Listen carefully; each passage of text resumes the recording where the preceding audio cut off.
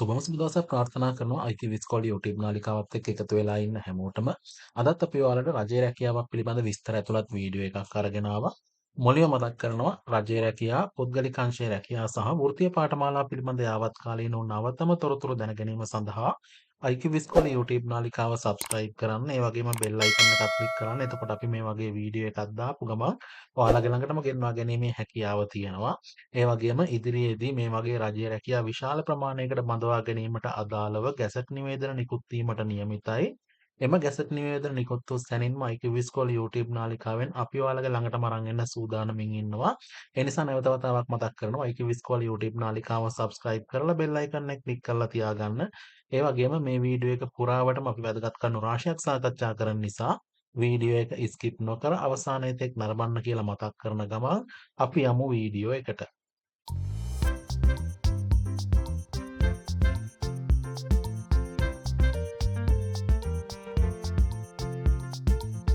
ශ්‍රී ලංකා දුම්රිය දෙපාර්තමේන්තුවේ දුම්රිය ස්ථානාධිපති තුන්වන ශ්‍රේණිය සඳහා බඳවා ගැනීමට අදාළ ගැසට් නිවේදනය මේ වෙනකොට නිකුත් වෙලා තියෙනවා. ගැසට් නිවේදනයට ගියොත් අපි මුලින්ම සඳහන් කරලා තියෙනවා ශ්‍රී ලංකා දුම්රිය දෙපාර්තමේන්තුවේ දුම්රිය ස්ථානාධිපති තුන ශ්‍රේණිය සඳහා බඳවා ගැනීමේ විවෘත ලිඛිත තරඟ විභාගය 2025 විදියට සඳහන් කරලා තියෙනවා. බලමු අපි මොනවද සඳහන් කරලා තියෙන කරුණු කියලා. ශ්‍රී ලංකා දුම්රිය දෙපාර්තමේන්තුවේ දුම්රිය ස්ථානාධිපති තනතුරේ පුරප්පාඩු 106ක් පිරවීම සඳහා 2025 7/14 දිනට වයස අවුරුදු 18 සහ 30ට නොවැඩි ඒ කියන්නේ 18ත් 30ත් අතර අයට අයදුම් කිරීමට තියෙන ඉතාම හොඳ අවස්ථාවක්. ශ්‍රී ලාංකික පුරවැසියන්ගෙන් අයදුම්පත් කැඳවනු ලැබේ. ඒ අනුව අයදුම්පත් ඉදිරිපත් කළ හැක්කේ 2007 7/14 දින හෝ ඊට පෙර හා 1995 7/14 දින හෝ ඊට පසු දිනයේදී උපන් දිනයේ යෙදিলা තියෙන අයට තමයි අයදුම් කිරීමේ හැකියාව තියෙන. වයස සම්බන්ධයෙන් තවදුරටත් පැහැදිලි කරොත් මෙන්න මේ කියලා තියෙන කාලය තුල ඉපදිලා තියෙනවා. ඒ කියන්නේ 1995 7/14 හෝ ඊට පසුව වගේම 2007 7/14 හෝ ඊට පෙර ඉපදිච්ච කෙනෙක් නම් ඔයාට අයදුම් කිරීමේ අවස්ථාව තියෙනවා. වයස් සම්බන්ධයෙන් පවතින සුදුසුකම මත. ඒ වගේම තමයි අයදුම්පත් බාර ගන්නා අවසාන දිනය 2025 7/14. ඒ කියන්නේ ජූලි 14 ඊළඟ මාසේ 14 වෙනිදා දක්වා ඔයාට අයදුම් කිරීමේ හැකියාව තියෙනවා. ඒ වගේම මෙම විභාගය 2025 සැප්තැම්බර් මාසයේ පැවැත්වුණා කියලා සඳහන් කරලා තිනවා. සියලුම අයදුම්පත් එදිනට ප්‍රථම විභාග කොමසාරිස් ජෙනරාල් ශ්‍රී ලංකා විභාග දෙපාර්තමේන්තුව ආයතනික විභාග සංවර්ධන ශාඛාව තැපැල් පෙට්ටිය 1503 කොළඹ කියන ලිපිනයට ඔයා ලියාපදිංචි තැපෑලෙන් යොමු කරන්න ඕනේ. ඒ වගේම කිසිම අයදුම්පතක් පුද්ගලික නමට එවීම හෝ අතින් ගෙනවිත් බාර දීම හෝ නොකළ යුතුයි කියලා සඳහන් කරලා තිනවා. අසම්පූර්ණ අවිධිමත් අවශ්‍ය සුදුසුකම් සපුරා නොමැති නිසි පරිදි මුදල් ගෙවා නොමැති සහ ප්‍රමාද වී ලැබෙන සියලුම අයදුම්පත් පූර්ව දැනුම් දීමකින් තොරව ප්‍රතික්ෂේප කරනවා කියලා සඳහන් කරලා තියෙනවා. ඒ වගේම රජයේ හෝ පළාත් රාජ්‍ය සේවයේ නියුත වූවන් සඳහා අයදුම්පත් ඒ ආයතන ප්‍රධානියා මගින් තමයි යොමු කරන්න ඕනේ කියලා සඳහන් කරලා තියෙනවා. ඒ වගේම සඳහන් කරනවා මේ විභාගය පැවැත්වීම සඳහා විභාග මධ්‍යස්ථාන පිහිටුවීමට අපේක්ෂිත නගර සහ නගර අංක පළවෙනි උපලේඛනයේ දක්වලා තියෙනවා කියලා සඳහන් කරලා තියෙනවා. එතකොට ඔයාට අයදුම්පත්‍රයේ පිරවීමේදී මේ නගර සහ නගර අංක පිළිබඳ මට අවධානය යොමු කරන්න. ඒ වගේම මම මේ ගැසට් නිවේදනය සහ ආදර්ශ අයදුම් පත්‍රයේ ආකෘතිය වීඩියෝ ඩිස්ක්‍රිප්ෂන් එකේ ලින්ක් එකකින් ඔයාලගේ පහසුව සඳහා යොමු කරලා තියෙනවා. ඔයාලට පහසුවෙන් PDF එකක් විදිහට ඩවුන්ලෝඩ් කර ගැනීමේ හැකියාව තියෙනවා.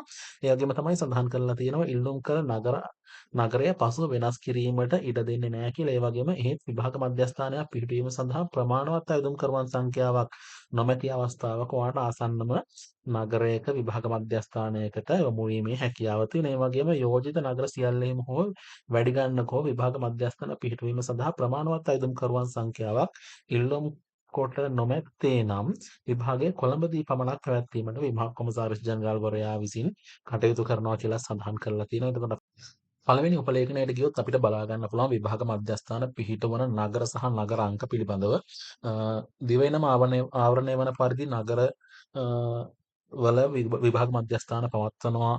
මේ විභාගයට උදාහරණයක් විදිහට කොළඹ නගරාංකයක මේ විදිහට වගේ නගරයට අදාළ අංකය ඉස්සරහින් සඳහන් කරලා තියෙන නගරාංකය කියන තීරෝ යටතේ.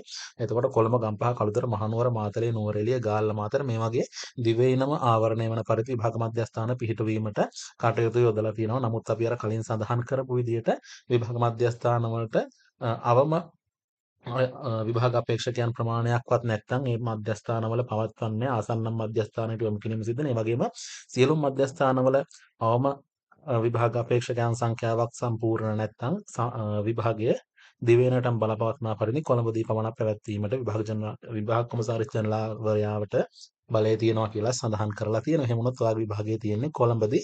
නමුත් බොහෝ දුරට මේකට ගොඩක් දෙනෙක් ආයුධම් කරන නිසා සෑම නගරයක් පාසා මේ සඳහන් කරලා තියෙන නගරවල ඔයාගේ විභාග මධ්‍යස්ථාන පිහිටුවීමට ඇති ඉඩකඩ වැඩි.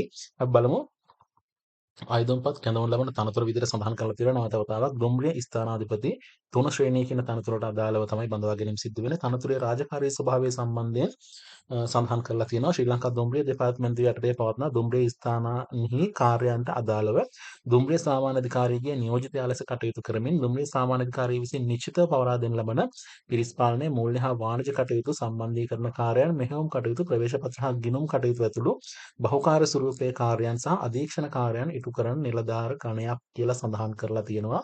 ඒ වගේම තමයි වැටුප් පරිමාණය සඳහන් කරනවා නම් දුම්රිය ස්ථානාධිපති 3 පෙළ සඳහා අදාළ වන වැටුප් පරිමාණය හිමි වෙනවා කියලා සඳහන් කරලා තියෙනවා. ඒ කියන්නේ 57810ට සියලුම දීමනා සහිතව වාට ආරම්භයේදීම රුපියල් ලක්ෂයකට පමණ ආසන්න වැටුපක් ලබා ගැනීමේ හැකියාව තියෙනවා. එතකොට මේ පහ වැඩි කිරීම 890 පහ වැඩි කිරීම 1030 විදිහට සඳහන් කරලා තියන්නේ ඔයාගේ වාර්ෂික වැටුප් වර්ධක ප්‍රමාණය. එතකොට මේ වර්ෂයන්හිම උපයා ගන්නා ලද වැටුප් වර්ධකවල අවසාන එකතු ඔයාගේ බේසික් එක එතකොට හැදෙනවා 93810ක්. එතකොට මේ 93810 කියන්නේ ඔයාට ආරම්භයේදී හිමි වෙන වැටුප නෙමෙයි. ආරම්භයේදී හිමි වෙනවාට මේ 57810 කියන වැටුපට අනෙකුත් ජීවන වේදම් දීමනා සහ අනෙකුත් සියලුම දීමනා එකතු වෙලා තමයි ඔයාගේ වැටුප හැදෙන්නේ. හරි. එතකොට බලමු අවශ්‍ය සුදුසුකම් මොනවද කියලා. අධ්‍යාපන සුදුසුකම් වශයෙන් සඳහන් කරලා තියෙනවා. සිංහල, දෙමළ, ඉංග්‍රීසි මව් භාෂාව වශයෙන් හදාරපු භාෂාව සහ ගණිතය සහ තවත් විෂයන් දෙකකට සම්මාන සාමාර්ථයන් සහිතව එක්වරකදී විෂයන් 6කින් අධ්‍යාපන පොදු සාධක පත්‍ර සාමාන්‍ය පෙළ විභාගය සමත් වෙලා තියෙන්න ඕනේ. ඒ වගේම අධ්‍යාපන පොදු සාධක පත්‍ර උසස් පෙළ විභාගයෙන් විෂයන් 3ක් සාමාන්‍ය පොදු පරීක්ෂණය හැර එකවර සමත්ව තිබීම ප්‍රමාණවත් කියලා සඳහන් කරලා තියෙනවා. ඒ වගේම ඔයා පැරණි විෂය නිර්දේශය යටතේ විභාගය කරපු කෙනෙක් නම් පැරණි විෂය නිර්දේශයේ විෂයන් 4ක් තියෙන ප්‍රධාන විෂයන්. නමුත් ඒ විෂයන් 4න් විෂයන් 3කින් සමත්ව තිබීම ප්‍රමාණවත් වෙනවා කියලා සඳහන් කරලා තියෙනවා. ඒ වගේම කායික සුදුසුකම් වශයෙන් සඳහන් කරලා තියෙනවා සෑම අපේක්ෂකයෙකුම ශ්‍රී ලංකාවේ ඕනෑම ප්‍රදේශයක සේවය කිරීම සඳහා අන් සෑම අයුරකින්ම ශාරීරික වශයෙන් යෝග්‍ය විය යුතුයි. අනතුරේ රාජකාරී ඉටු කිරීමට ප්‍රමාණවත් ශාරීරික හා මානසික යෝග්‍යතාවයකින් යුක්ත වෙන්න ඕනේ. ඒ වගේම මේක ගොඩක් වැදගත්. උස අඩි 5යි අඟල් 4ක් හා පපුව අඟල් 32ට නොඅඩු විය යුතුයි කියලා සඳහන් කරලා තිනවා. 6 අක්ෂි දෘෂ්ටි පරීක්ෂණයකින් සමත් වීම සිද්ධ වෙන්න ඕනේ කියලා සඳහන් කරලා තියෙනවා. මේ දෘෂ්ටි පරීක්ෂාව 6 වෙන්න ඕනේ. ඒ කියන්නේ හොඳටම පෙනීම තියෙන්න ඕනේ කියන එක තමයි සඳහන් කරලා තියෙන්නේ. ඒ වගේම තමයි වෙනස් සුදුසුකම් යටතේ සඳහන් කරලා තියෙනවා ශ්‍රී ලංකාවේ පුරවැසියෙකු විය යුතුයි. අයදුම් කරන විශිෂ්ට චරිතයකින් යුක්ත විය යුතුයි. අයදුම් කිරීම සඳහා සුදුසුකම් ලැබුණේ පිරිමි අයදුම් කරවන සඳහා පමණ ඔන්න විශේෂම දෙයක්. කාන්තාවන් සඳහා අයදුම් කිරීමේ අවස්ථාවක් නැහැ. පිරිමි අය පමණයි බඳවා ගැනීම සිද්ධ වෙන්නේ. ඒ වගේම මෙම නිවේදනයේ ගැසට් පත්‍රය ප්‍රසිද්ධ කරන ලබන දිනට හෝ ඉහත සඳහන් සියලුම සුදුසුකම් සම්පූර්ණ කර තිබිය යුතුයි කියලා සඳහන් කරලා තියෙනවා. ඒ වගේම බඳවා ගැනීමේ ක්‍රමවේදයක් බලමු. ඉහත පහෙහි දක්වා ඇති සුදුසුකම් සඳහා සපුරා ඇති. ඒ කියන්නේ අපි දැන් කලින් කතා කරපු සුදුසුකම් සම්පූර්ණ කරලා තියෙන අයදුම්කරුවන් සඳහා විවෘත ලිඛිත තරඟ විභාගයක් පවත්වා ලබා ගන්නා කුසල ලකුණු වල අනුපිළිවෙල මත තමයි බඳවා ගැනීම සිද්ධ වෙන්නේ. එතකොට අයදුම්පත් කරනු ලබන අවස්ථාවේ පැවති පමණක් පුරවන අතර පොරොත්තු ලේඛන වලට තබා ගැනීම සිදු කිරීමක් කරන්නේ නැහැ කියලා සඳහන් කරලා තියෙනවා. ඒ කියන්නේ ඔයාලට හොඳ තරඟයක් දීලා හොඳට එක්සෑම් එක කරලා ඔයාලට ඉහළම ලකුණු ලබා ගැනීමේ ලකුණු ලබා ගැනීම සිදු කරන්න සිද්ධ වෙනවා. පොරොත්තු ලේඛන වලටවත් පසුව කියන්නේ අර අපි කියන්නේ මේ තියන් ඉඳලා බෝක්කුවෙන් යනවා වගේ ඒ වගේ දෙයක් වෙන්නේ. තියෙන අයදුම් මේ අවස්ථා ප්‍රමාණය අනුපිළිවෙල මත ලකුණු ලබා ගන්නා ලකුණු අනුපිළිවෙල මත කුසලතා අනුපිළිවෙල මත ෆිල් කරනවා කියන එක තමයි සරලවම සඳහන් කරලා තියෙන්නේ. ඒ වගේම බලමු තව මොනවද සඳහන් කරලා තියෙන්නේ කියලා. බඳවා ගැනීමේ පරීක්ෂණයේ විභාග පරිපාටිය විදිහට සඳහන් කරලා දෙන මේ විභාගයේ විභාග කොමසාරිස් ජනරාල්වරයා විසින් පවත්වන ලබන විභාගයක්. විභාග ක්‍රමය යටතේ සඳහන් කරලා තියෙනවා.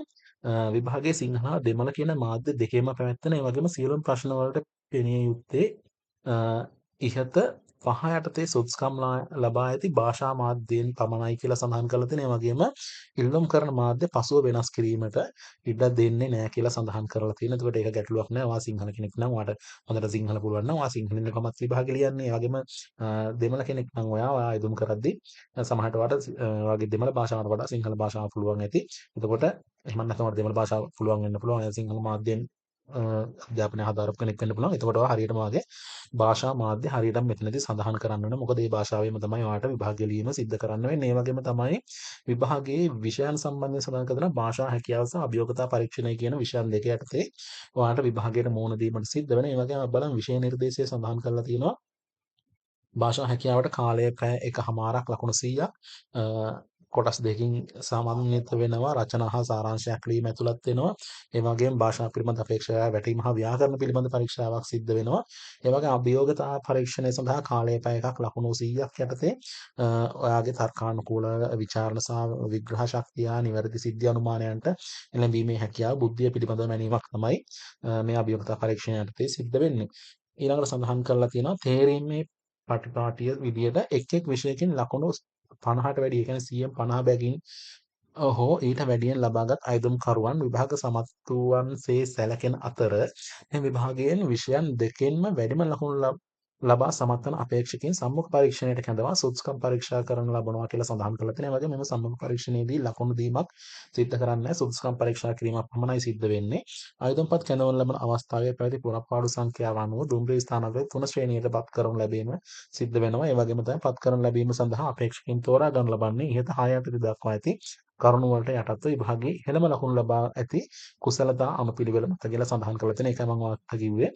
මේ ප්‍රශ්න පත්‍ර දෙකටම හොඳටම පිළිතුරු සපයලා ඉහළම ලකුණු ලබා ගැනීම සිද්ධ කරන්න වර්තමානයේ තියෙන තරඟකාරීත්වයක් සැලකිල්ලට අරගෙන ඒ වගේම තමයි වැදගත්ම දේ ආයුධම්පත් සකස් කිරීම හා සම්පූර්ණ කිරීමට උපදෙස් ලබා දීලා තියෙනවා. මම ඔයාලට මේ වීඩියෝ ඩිස්ක්‍රිප්ෂන් එකේ link එකකින් මේ ගැසට් නිවේදනය දාන්න නිසා ඔයාලට තවදුරටත් දිනය කිරීමේ හැකියාව තියෙනවා. මම ඔයාලට සරලව පැහැදිලි කරන්නම්.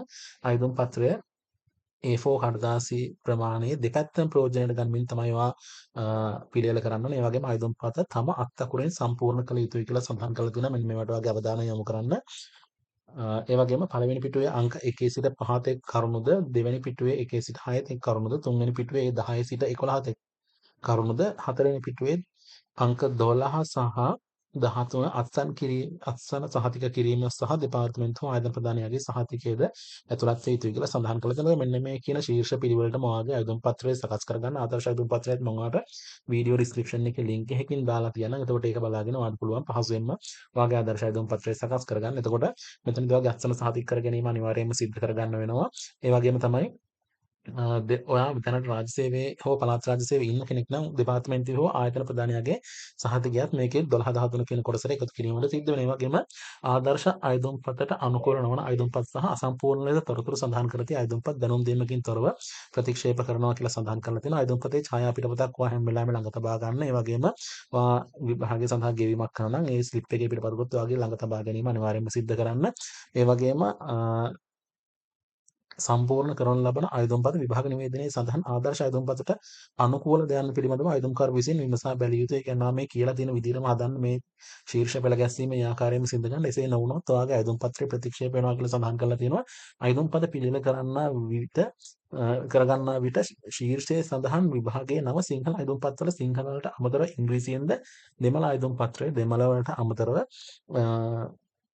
ඉංග්‍රීසියෙන්ද යෙදීම අවශ්‍ය වෙනවා කියලා සඳහන් කරලා තියෙනවා. ඒ වගේම අදාළ විභාගය සඳහා විභාග කස්තු රුපියල් 1200ක් වෙනවා කියලා සඳහන් කරලා තියෙනවා. ඒ වගේම ඒක විභාග කොමසාරිස් ජෙනරාල් වරයාගේ ආදායම් ශීර්ෂ 20.3යි 0.2යි 13ට බැරවෙන ලෙස දිවයිනේ පිටි ඕනෑම තැපැල් උපතැපැල් කාර්යාලයකට ගෙවා ලබා ගන්නා ලද ලදුපතෙහි එක් ධාරයකින් අලවා ඉල්ලුම් පත්‍රයේ නියමිත ස්ථානයේ නොගැලවෙනසේ ඇලවිය යුතුයි. මතක තියාගන්න විභාග කොමසාරිස් ජෙනරාල්ගේ ආදායම් ශීර්ෂ 20.3යි 0.2යි 13ට බැරවන ලෙස විශේෂයෙන් මතක තියාගන්න දිවයිනේ පිහිටි ඕනෑම තැපැල් හෝ උපතැපැල් කාර්යාලයකට ගෙවා ලබා ගන්නා විසිත්පතක් ලදුපත තමයි ඔයා මෙතනදී අලවන්න ඕනේ. බැංකු වලට නෙමෙයි ගෙවන්න තියෙන්නේ.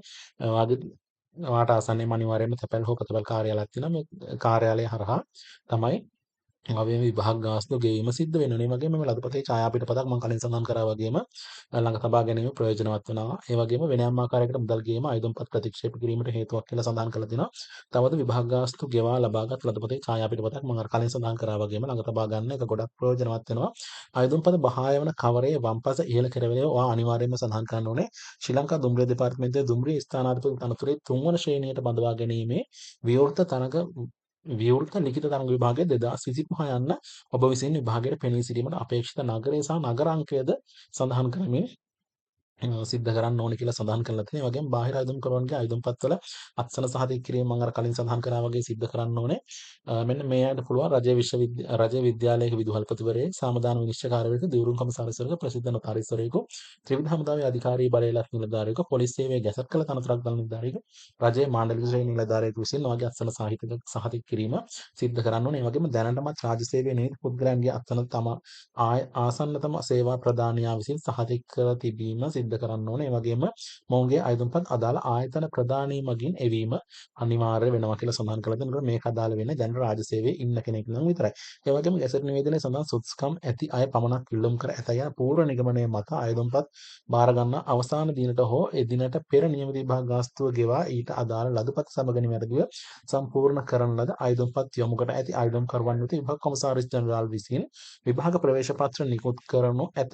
අයදුම්කරුවන් වෙත විභාග ප්‍රවේශ පත්‍ර නිකුත් කළ වහාම ඒ බව සඳහන් කරමින් නිවේදනයක් ශ්‍රී ලංකා විභාග දෙපාර්තමේන්තුවේ නිල වෙබ් අඩවිය කියන්නේ www.donets.lk කියන වෙබ් අඩවියේ පළ කරනවා කියලා සඳහන් කරලා තියෙනවා. ඒ වගේම නිවේදනයේ පළ වී දින දෙකක් හෝ තුනක් ගත වූ පසු ප්‍රවේශ පත්‍රය නොලැබුණේ නම් දැන්වීමේ සඳහන් ආකාරයට ඒ බව ශ්‍රී ලංකා විභාග දෙපාර්තමේන්තුව වෙත දන්වා සිටීම සිද්ධ කරන්න ඕනේ. ඒ වගේම ඔබ වෙත තවගත් අයදුම්පතේ පිටපතද ගෙවන ලද විභාග ගාස්තුවට අදාළ ලදුපතෙහි පිටපතද ඉල්ලුම් පත්‍රයේ තැපැල් කිරීමේදී ලියාපදිංචි කරන ලද කුවිතාංශයේද ඇතිව අයදුම් කරන ලද විභාගයේ නම ඔබගේ සම්පූර්ණ නම ලිපිනය හා ජාතික හැඳුනුම්පත් අංකයද සඳහන් කරමින් ශ්‍රී ලංකා විභාග දෙපාර්තමේන්තුවෙන් විමසන ලෙස දන්වන අතර කොළඹින් බැහැර ප්‍රදේශයක අයදුම්කරුවෙකු වුණා ඔයාට පුළුවන් ඉහත විස්තර ඇතුළත් කර එම ඉල්ලීම් ලිපිය ශ්‍රී ලංකා විභාග දෙපාර්තමේන්තුව වෙත විද්‍යුත් තැපැල් මගින් යොමු කර විමසා සිටීම සිද්ධ කිරීමේ හැකියාව තියෙනවා. ඒ කියන්නේ ඊමේල් එකකින් ඔයාලට මේ ගැන විමසන්නත් හැකියාව තියෙනවා.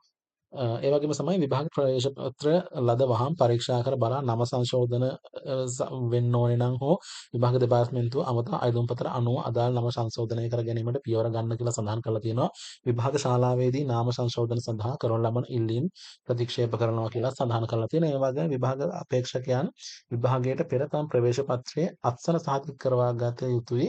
ඒක මම වැඩි අවධානයක් යොමු කරන්න අත්සන සහතික කරගන්න මේ සඳහන් කරලා තියෙන ආකාරයට. ඒ වගේම විභාගයට පළමුවෙන්ම පෙනී සිටින දිනේදී විභාග ශාලාධිපති වෙත තම අත්සන සහතික කරවාගත් විභාග ප්‍රවේශ පත්‍රය ඉදිරිපත් කළ යුතු අතර එසේ නොමැතිව විභාගයට පෙනී සිටීමට අවසර ලැබෙන්නේ නැහැ කියලා සඳහන් කරලා තියෙනවා.